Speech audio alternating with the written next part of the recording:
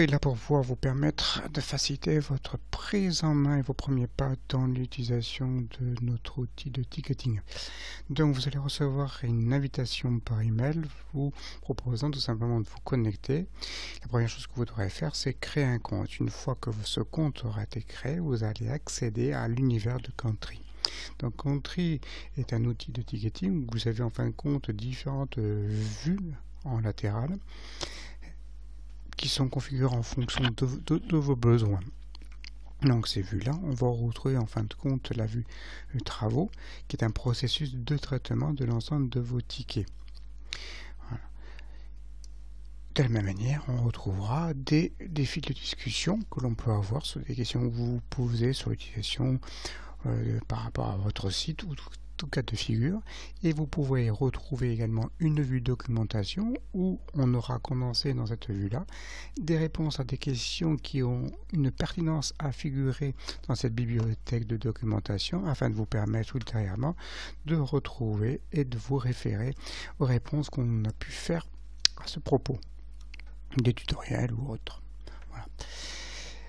Et ensuite, différents formulaires. Alors comment ça se passe? Tout simplement, je vais poser une question.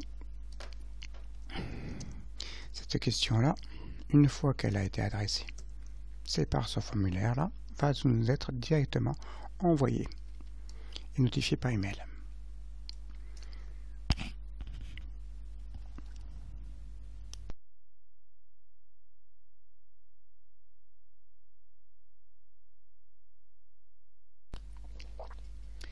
Toutes les demandes que vous nous faites et modifications qu'on peut apporter sur ces demandes-là, vous allez également être notifié par email.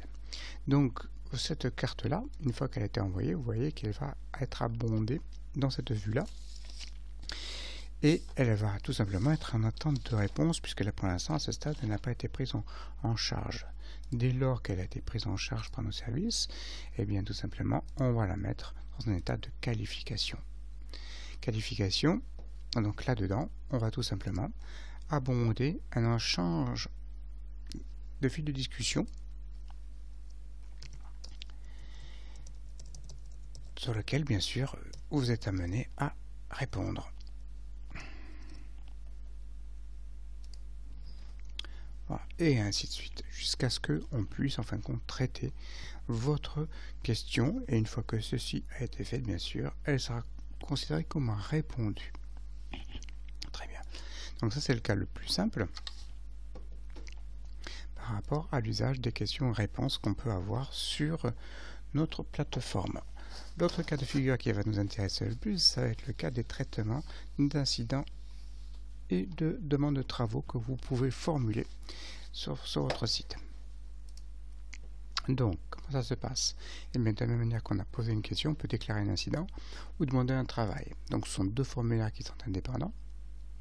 Dans le premier, au niveau des incidents, on va vous demander de préciser la nature de l'incident, à savoir la plateforme, l'usage, voilà, la sévérité de l'incident, hein, la nature, est-ce que c'est un fonctionnel, est-ce que c'est une mise en page, l'URL obligatoire, de la même manière que la description, et accompagner en fin de compte cette description de simplement un fichier joint, capture d'écran ou mieux une vidéo. Très bien, donc à partir du moment où ceci est fait, de la même manière, ça va abonder tout simplement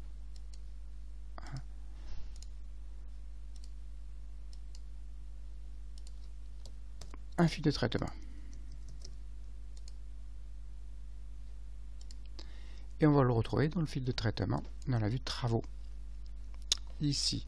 Donc à partir du moment où cet élément-là est pris en compte au niveau de nos équipes, très bien, et bien il va suivre sa petite vie, à savoir une phase de qualification dans laquelle on va échanger pour comprendre un petit peu mieux la nature du bug, si on arrive à le reproduire, et ainsi de suite. Pour une demande de travail, c'est un petit peu la même chose.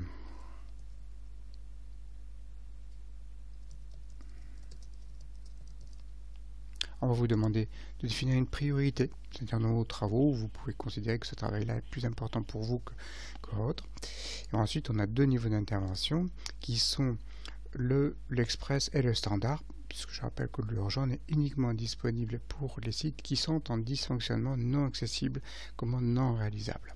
Voilà, standard, ce sont sur les jours classiques, et express, c'est que vous êtes prêt à déroger par rapport à ces jours-là, parce que cette demande-là est plus importante et que vous voulez l'avoir réalisée dans un temps plus bref. On n'est pas obligé de préciser quoi que ce soit, en l'occurrence, en ce moment-là, on va préciser standard et ça suffira.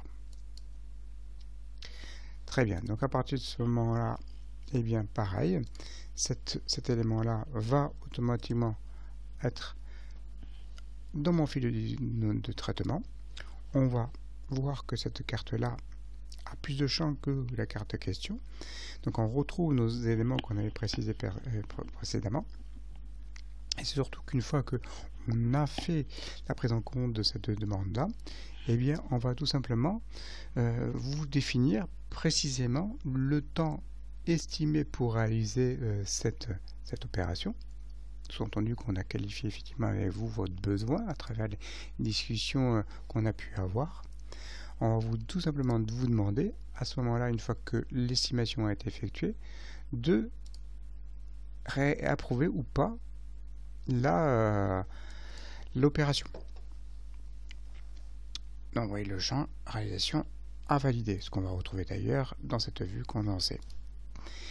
Si vous êtes d'accord sur l'estimation et que vous voulez la réaliser, ben très bien, j'approuve la réalisation, et à ce moment-là, eh la carte va tout simplement basculer dans un champ à faire. Et elle va suivre cette petite vie de réalisation par rapport à notre demande. Donc, en l'occurrence, on va lui dire qu'elle est en cours, on va lui dire qu'elle a été validée, voilà, que on va pouvoir la tester, la réaliser, et qu'on va la déployer en pré-production. Et à ce moment-là, on va vous demander de tester cet élément-là dans l'environnement de pré-production. Une fois que ceci est effectué, vous dites ok, c'est bon, c'est pas bon. Si c'est pas bon, bien sûr, vous allez accompagner d'un commentaire la carte. Si elle est attestée ok, eh bien pas de problème, elle va suivre un élément de fil de conducteur suivant. Là, en l'occurrence, on va dire le comportement n'est pas conforme.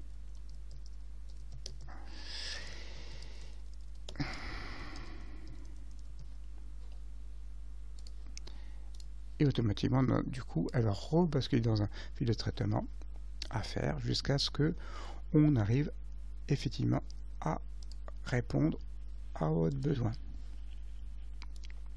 Une fois qu'elle a été redéployée en pré-production, à nouveau à tester. Si vous nous dites ok, c'est bon, très bien, elle va être du coup en attente de déploiement.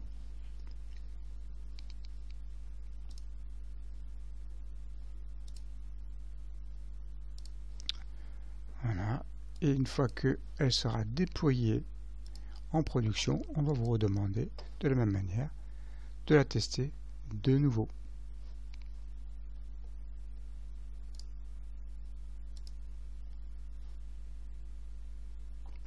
Voilà. Et une fois que vous aurez réalisé le test concluant en production, si c'est OK, eh bien la carte pourra basculer à ce moment-là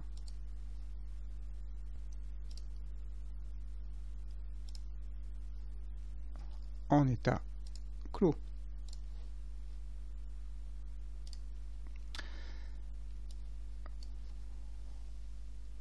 Voilà, c'est tout pour le moment. Alors, si quand même un point important, c'est que j'ai omis de vous dire que le premier vue, c'est la synthèse. Cet élément-là nous permet tout simplement de remonter à votre attention des cartes sur lesquelles on va tout simplement peut-être vous demander des précisions complémentaires parce que on a un besoin d'informations et que ceci n'a pas été remonté, ou simplement des questions que vous nous avez posées pour lesquelles on a apporté une réponse. Du coup, ça vous permet d'avoir une synthèse immédiate de ces questions-là qui sont remontées directement. Voilà, il parfois nécessaire de rafraîchir effectivement cette carte-là. Et les tickets, c'est simplement des besoins de précision sur des comportements, que ce soit des éléments attendus, que ce soit des réponses attendues. Voilà, ce sont des points qu'on peut éventuellement avoir à remonter sur cette synthèse-là. Voilà.